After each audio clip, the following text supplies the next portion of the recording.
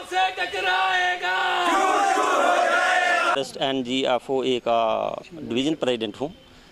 तो हमारा ये आज का जो मसला है, ये पे अनामली 2.5 दिन की पे, रिस्क लॉस, DPC और ये हमारे जो डेली विजन हैं बेचारे 3-3 साल से ये काम कर रहे हैं, तो ये टाइम पे इनको ना तनख्वाह मिल रही है। हमारा जो पे अनामली का मसला है, ये बहुत दिनों से पेंडिंग पड़ा हुआ है।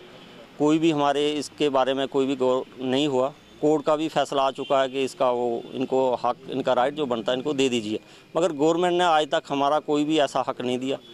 उसके बाद रह गया रिस्क लॉस। जब जंगल में आग लगती है तो हमारा मुलाजिम जो है वो दिन रात करके आग को जंगल में बुझाता है, ना पानी ना रोटी कुछ भी, तो वो बेचारा परेशान हो जाता है।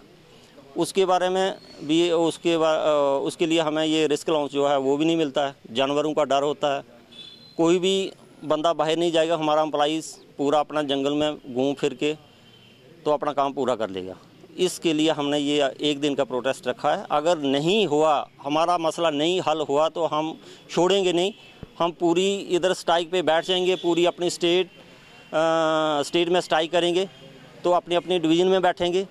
तो उसके बाद अगर ऐसा हमारा मसला हल नहीं हुआ तो हम काम करने वाले नहीं हैं और ना ही हमारा काम आगे किसी किस्म का करेंगे।